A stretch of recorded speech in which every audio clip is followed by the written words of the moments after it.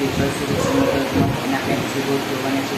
Video ચાલુ કરતા પહેલા ચેનલને સબસ્ક્રાઇબ ના કરી તો જરૂરથી ચેનલને સબસ્ક્રાઇબ કરો અને નોટિફિકેશન ક્લિક કરો કે જેથી કરીને આપણે કોઈ પણ વિડિયો મૂકીએ તો પહેલાં તમારી પાસે આવે. આજનો વિડિયો ચાલુ કરીશું. મોસ્ટ ટાઈમ્સ છે 2 ટ્યુબ અને 3 બલ્બ મળીને રૂપિયા 350 ચૂકવવા પડે છે અને 3 ટ્યુબ અને 2 બલ્બ મળીને રૂપિયા 500 ચૂકવવા પડે તો 1 ટ્યુબ અને 1 બલ્બની ભેગી કિંમત ખાલી જગ્યા થાય. શું માંગ્યું છે કે 1 ટ્યુબ અને 1 બલ્બની ભેગી કિંમત ખાલી જગ્યા થાય. પહેલાં શું કીધું છે કે 2 ટ્યુબ અને 3 બલ્બ મળીને રૂપિયા 350 ચૂકવવા પડે છે. એટલે પહેલું સમીકરણ કયું બને કે 2x વત્તા 3y બરાબર 350. પછી બીજું સમીકરણ, આ સમીકરણ નંબર 1. બીજું સમીકરણ બીજું શું કહે છે કે 3 ટ્યુબ અને 2 બલ્બ મળીને રૂપિયા કેટલા ચૂકવવા પડે 500. તો બીજું સમીકરણ તો બને કે 3x વત્તા 2y બરાબર 500. આ સમીકરણ નંબર 2. તો આપણે શું કીધું છે કે 1 ટ્યુબ અને 1 બલ્બની ભેગી કિંમત હવે આપણે સરળ કરીશું. તો 2x વત્તા 3x એટલે 5x વત્તા 5y બરાબર 850. તો કોમન નીકળે છે. હવે દરેકને 5 વડે ભાગી કાઢીએ. હવે ના કરવું હોય પછી આમાંથી કોમન શું નીકળે છે 5 એટલે કૌંસમાં x પ્લસ y બરાબર 850. તો માટે x પ્લસ y બરાબર 850 ભાગ્યા 5. તો 850 ભાગ્યા 5 કરીએ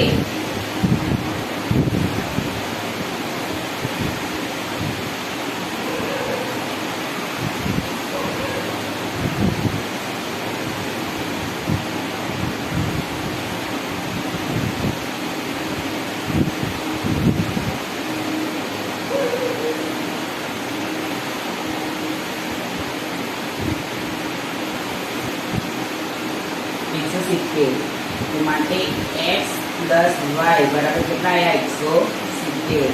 તો 1 ટ્યુબ અને 1 બલ્બની ભેગી કિંમત કેટલી થઈ 170 રૂપિયા.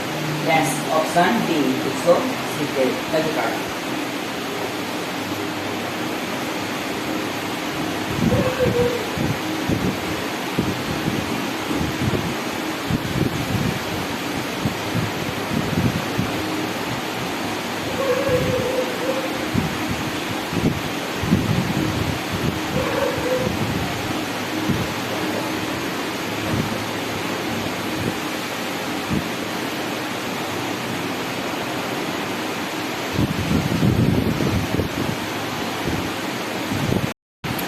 ચલો આગળ સ્ટાન્ડર્ડ માટે મોસ્ટ ટાઈમ પૂછાય.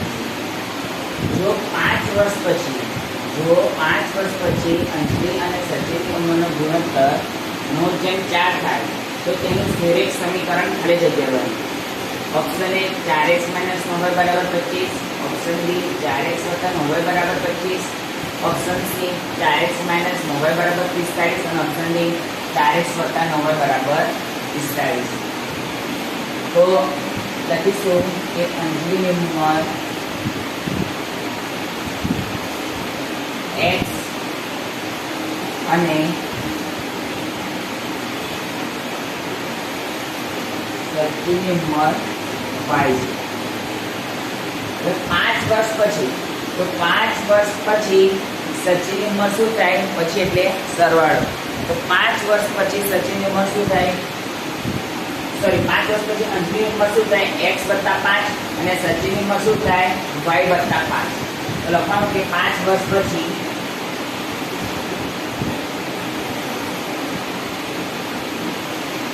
અંજલિની ઉંમર x વત્તા 5 વર્ષ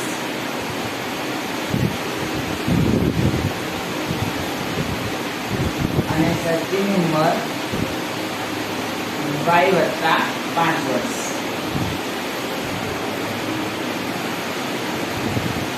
હવે શું કીધું છે કે 5 વર્ષ પછી અંજલિ અને સચિનની ઉંમરનો ગુણોત્તર કેટલો છે 9:4. તો 5 વર્ષ પછી એટલે આવું લખાય કે x વત્તા 5 છેદમાં 5 y વત્તા 5 બરાબર 9 છેદમાં 4 લખાય આવું.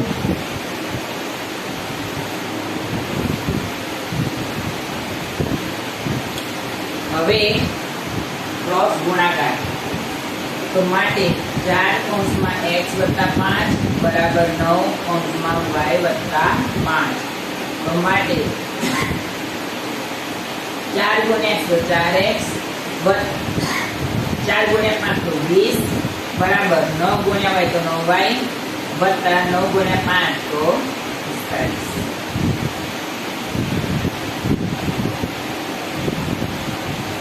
હવે આ 9 શેમાં છે પ્લસમાં તો શેમાં જશે માઈનસમાં. માટે 4x માઈનસ 9y બરાબર 20 પ્લસમાં છે તો થઈ જશે માઈનસમાં એટલે 45 માઈનસ 20.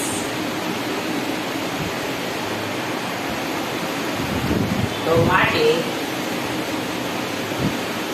4x માઈનસ 9y બરાબર 25.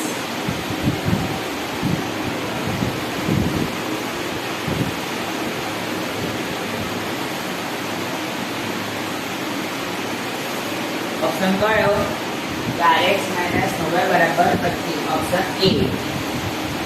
તો ખબર પડી મિત્રો. તો સીધું સમીકરણ કયું બન્યું 4x માઈનસ 9y બરાબર 25 લખી કાઢો.